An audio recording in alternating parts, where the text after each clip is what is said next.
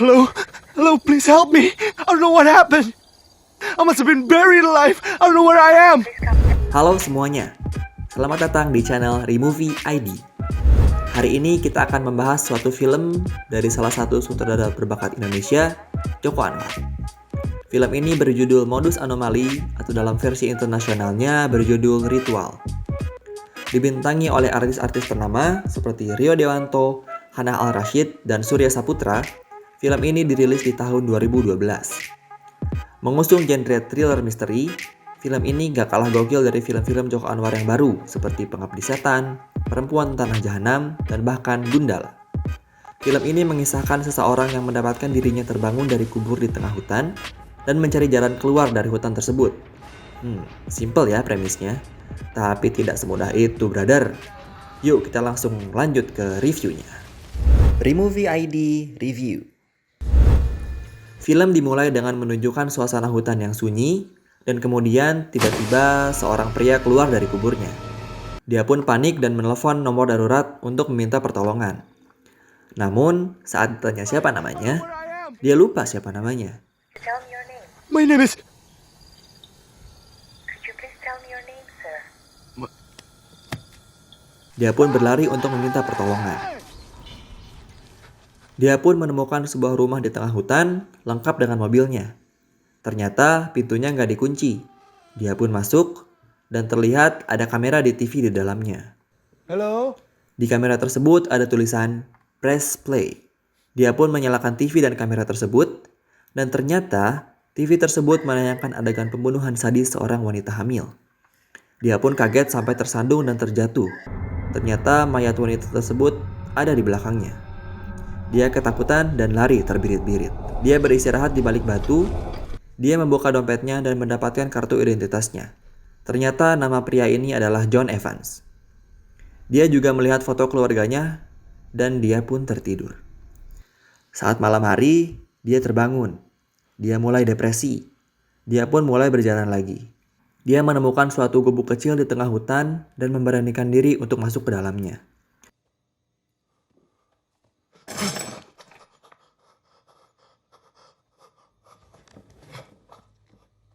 Sesaat setelah dia masuk, ada pria misterius datang dan John pun ngumpet di dalam peti.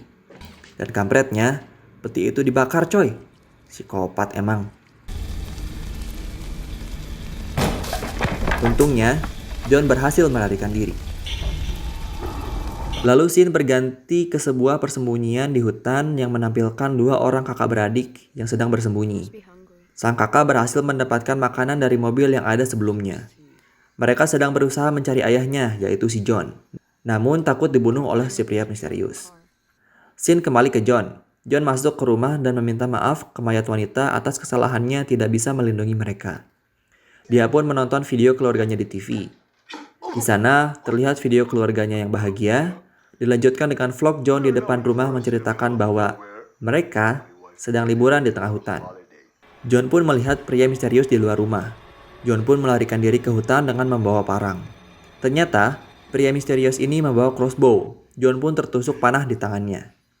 Dengan kesal, dia pun membuat ranjau untuk membunuh si pria misterius. Wah, skill survivalnya keren juga si John ini. Namun, yang terbunuh di ranjau bukannya si pria misterius, melainkan anak perempuannya. John pun depresi dan mencari pria misterius tersebut. Di tengah jalan, dia menemukan baju anaknya. Dia berteriak memanggil anaknya. Tiba-tiba anak laki-lakinya datang dari belakang dan tidak sengaja tersebat oleh parang si John karena John mengira itu pria misterius. Where are you? This is your dad! Hey! John pun makin depresi. Dia berjalan luntang-lantung seperti tidak ada harapan. Di jalan, dia mendengar suara alarm. Dia mendapatkan bahwa suara alarm tersebut ada di dalam tanah.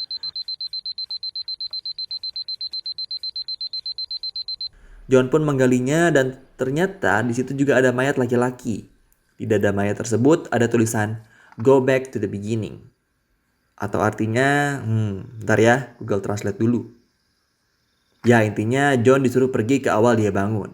John pun datang ke tempat pertama kali dia bangun dari kubur. Di sana dia menggali lagi dan mendapatkan ada peti kecil bertuliskan The Truth atau kebenaran. Di dalamnya ada 2 suntikan. John pun menyuntikkan serum tersebut ke tubuhnya dan kemudian dia kesakitan dan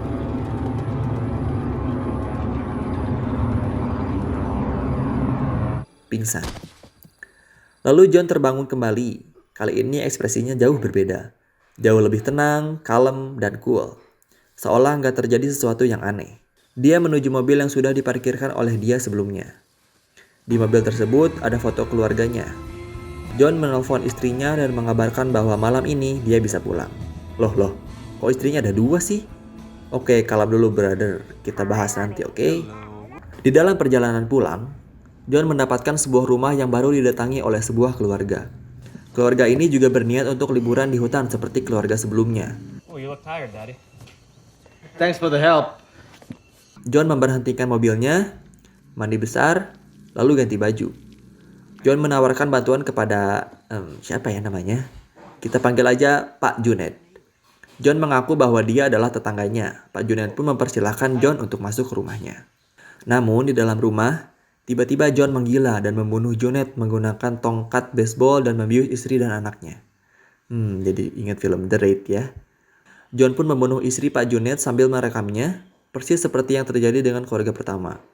Lalu John mengubur Pak Junaid dan menyimpan beberapa senjata di dekat anak Pak Junaid yang sedang pingsan. John juga menyimpan catatan di sana bertuliskan ini.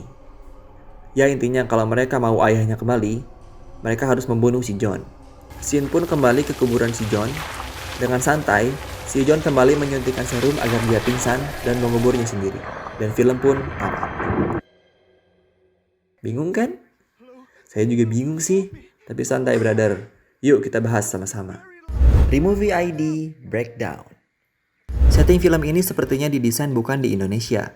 Terlihat dari dialog yang berbahasa Inggris, nama-nama kaum bule pada HP si John, membicarakan tempat-tempat seperti New Zealand dan London, plat mobil yang gak ada cap Polri-nya, sampai kartu identitas yang bukan iKTP. Fix bukan di Indonesia. Lalu siapakah si John ini? Sebenarnya, foto yang dia buka sebenarnya bukan miliknya, melainkan milik pria yang dikubur dan dadanya dicoret-coret. Jadi, sebenarnya keluarga yang ada di hutan itu pun bukan keluarga si John, karena keluarga aslinya adalah yang ada di foto dalam mobil di akhir film. Lalu, apa yang dia lakukannya? Bisa dibilang, John adalah seorang psikopat yang entah sedang have fun saja, atau mungkin sedang melakukan suatu ritual sesuai judulnya. Entahlah, memang tidak dijelaskan dalam film ini. Yang pasti, dialah yang merancang semua yang terjadi di hutan pada keluarga itu. Jadi, semua yang terjadi dengan keluarga pertama adalah persis yang terjadi dengan keluarga kedua, yaitu John berpura-pura menjadi orang baik, masuk ke rumah, menghajar orang-orang rumah, ayahnya dibunuh dan dadanya dicoret-coret lalu dikubur, istrinya dibunuh sambil direkam, dan anaknya hanya dibius sambil diberi catatan dan senjata untuk kemudian memburunya. Dia pun membuat vlog agar terlihat dirinya adalah ayah dari keluarga tersebut. Tak lupa, dia pun meninggalkan beberapa jam waker di beberapa tempat untuk membantunya memecahkan misteri yang dia buat sendiri. Lalu dia menyuntikkan serum agar dia pingsan dan terbangun amnesia. Hal tersebut dia lakukan agar seolah saat dia terbangun, dia menemukan dirinya dan keluarganya di tengah hutan sedang diburu oleh psikopat. Yang padahal, semua itu telah dia rancang dan Johnlah psikopat sebenarnya. Dia ingin membunuh semua keluarga yang liburan di hutan itu, tapi dengan cara yang lebih greget, sambil memecahkan misterinya tentunya. Sampai akhirnya dia menemukan serum kedua yang mengembalikan ingatannya kembali. Memang greget ya. Jika di keluarga kedua, anaknya lah yang diberi senjata untuk memburunya, lalu siapakah pria misterius yang memburu si John di keluarga pertama? Teori pertama, bisa jadi pria misterius itu adalah sebenarnya anak-anak dari keluarga pertama. Tapi karena kebutuhan film untuk meningkatkan adrenalin film, anak-anak keluarga pertama ini diperlihatkan seperti pria misterius yang mengenakan pakaian perawat.